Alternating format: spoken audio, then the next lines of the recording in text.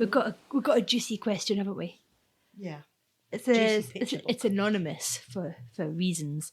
It says, how can I stop overthinking my story, make a decision of what my character wants, and draw out my dummy to send to my agent? To give context, before I signed with my awesome, very patient and kind agent, I received feedback from another agent who said, this isn't a story, it's a series of events, but not a story. I put on the mean voice myself, that might have been nice. and even though she said my art is great, she said my story's compositions have a sameness to each composition. I appreciated the honest feedback and have learned a ton more about writing stories and illustrating this past year. But now I am overcome with perfection paralysis and overthinking my story, and I can't settle on what my character wants long enough to finish it. Oh, it's a really, really good question. Really good question. There's nothing worse than that perfectionist paralysis, is there? And this isn't her current agent saying this. This is a past agent or an agent that she didn't even go with, maybe. Yeah. So I wouldn't put too much weight on one person's opinion, particularly as your new agent hasn't said anything about it. I would maybe take that with a pinch of salt. Don't worry about it too much. Also, if you find if you can send your agent some stuff so they'll send your work out, if you get a really good editor, they'll help you structure your story. If they like your work and they want to use you and they like your story idea, they'll help you knock it into shape.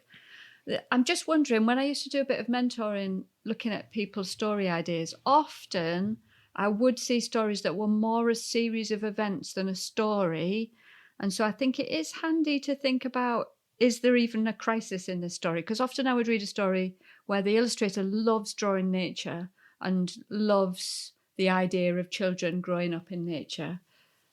And, you know, maybe their kids are homeschooled and they're outdoors all the time, and that's, you know, everything about that is idyllic and lovely and you want to say it in your book. But then I would read stories where they went out, they saw a butterfly, they saw a caterpillar, they walked past the ducks, but nothing happens. Nobody fell in the pond. Nobody, like there was no, it doesn't have to be a massive crisis, but just a bit of a uh-oh moment, and then a how are we going to fix it moment, or how is it not going to be fixed, but we find a new happy ending we hadn't expected. It's very, very simply done. If your story really doesn't have a crisis in it or a small mishap, it maybe needs one. But yeah, I'm worried she's overthinking it.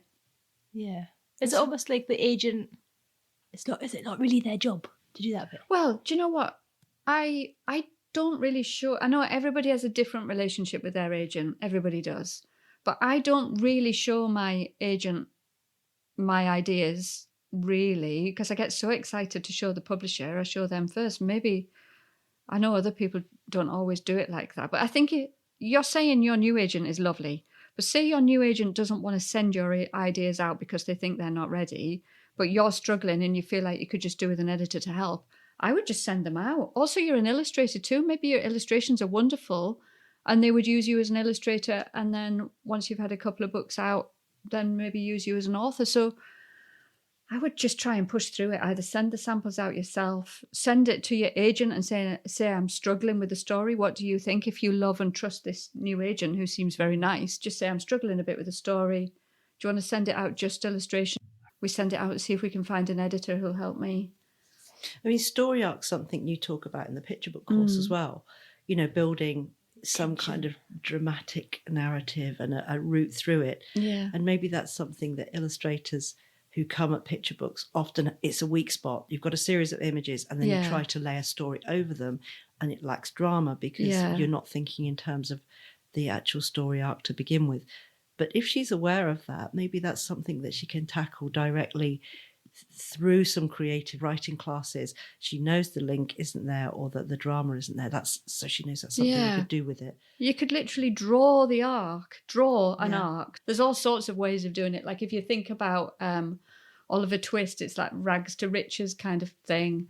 There's like the orphan has nothing and they work their way up, and then maybe they suddenly, oh gosh, it all goes wrong and they lose it all and then they're back up. There's that like Cinderella story where it's like infinitely happy when she marries the prince. Ridiculous idea, but you know, there's so many story structures. They're all basically the same kind of life is normal, then something goes wrong and then it gets happy again. What's the hero's journey? I've heard that one as well. I can't remember what that is. I think that's a bit like rags to riches. Like the hero is struggling and then it's going well again, but then something happens, but then they overcome adversity to help everyone. I don't know. Like in a love story where they're just about to get together and then there's a misunderstanding and then it's so terrible, and then I think Mills and Boon, those romance novelist people, send a structure out, a strict structure about what page the couple have to fall out and what page they have to get back together. You know, your crisis in a picture book can be tiny. It can be like they really, really, really needed the potty and then they have an accident and that's your crisis. It doesn't have to be huge. I like it. Have you read Puddling? I can't remember who wrote it, but Puddling is really basic, but they go outside because it's raining to go puddling, splish, splash, splosh. But then they get water in their wellies and have to go home. It's so basic. Brilliant. It's like, it's a big hit in our house. I love that. I love that. In her question, she also says something about she doesn't really know what her characters are going to do. And then I would come back to this idea that we talked about a couple of podcasts ago, where you just fire loads of questions at your character. Like, what is my character's hobbies? What weird things do they like to do? What time do they go to bed? What time do they get up? What do they eat for their breakfast? Who are they friends with? How do they know this friend? What's the dynamic in the friendship? Like, just ask loads of questions, and none of those things might end up in the book, but because you know them inside, you know how they'd react in any situation, then their character really jumps off the page. The reader kind of knows that character out with the story that you've written, because you've got it so anchored in something that feels real and grounded. So maybe if it's a character problem, just ask a million questions to yourself about who the character is. And the character's going to do something. The character will feed you the dilemma or the crisis. Yeah. If you know their character inside out, throw a dilemma at them, see how they react, and then you've got a story. I wish it was that easy, but, you know, that does help. It helps to know that. I think it helps because she knows what the problem is. And so it is something that's actually solvable. The other aspect to this, which is a bit left of field, when you were talking about originally saying, you know, when you've mentored people before and they have a love of nature and they have a series of images, and it's difficult for illustrators who are not used to writing stories to develop storylines with their illustrations. It's double the work, basically. Writers just concentrate on that. And then obviously they have language and construction and the rest of it, but they're not dealing with the images as well. Maybe this person is a nonfiction illustrator. And perhaps if it's a love of, she doesn't say this in the question, but a lot of people share this similar desire to create books that teach about nature and children in nature. That doesn't have to be fiction.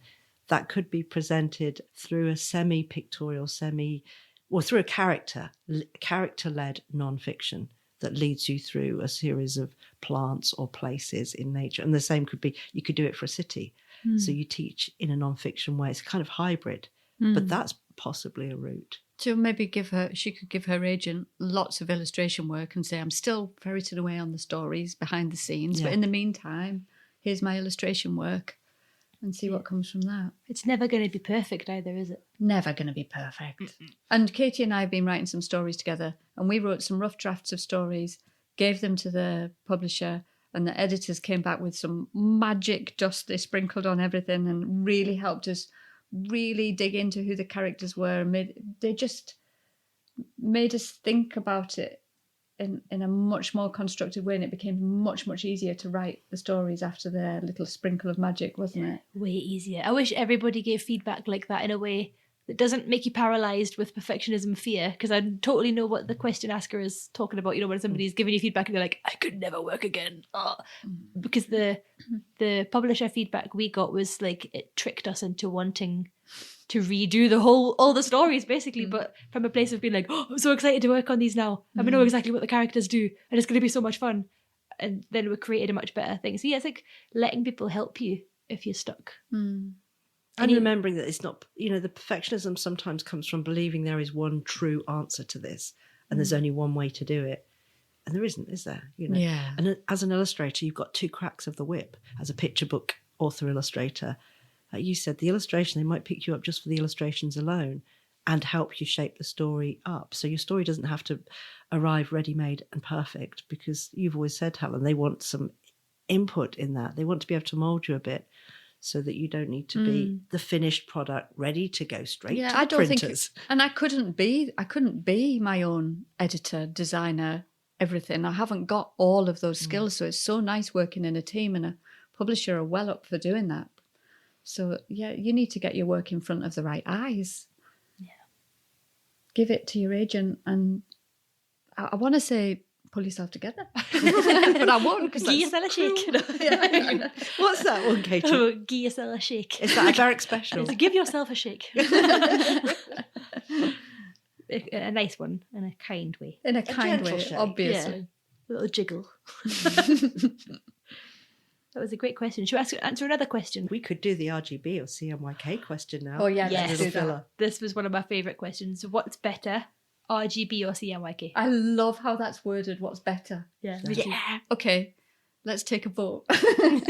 What's your favourite one? You put the RGB on screen, you think that is fabulous. Look at the orange popping, and then you convert it to CMYK for print, which is what its purpose is. And of course, actually, I'm feeling I'm giving totally wrong information here. I was going to let you vote, but now I've got myself in the weeds. Be sensible, Tanya. You've got Answer into it lecturer sensibly. mode, We it's can't good. just have a vote.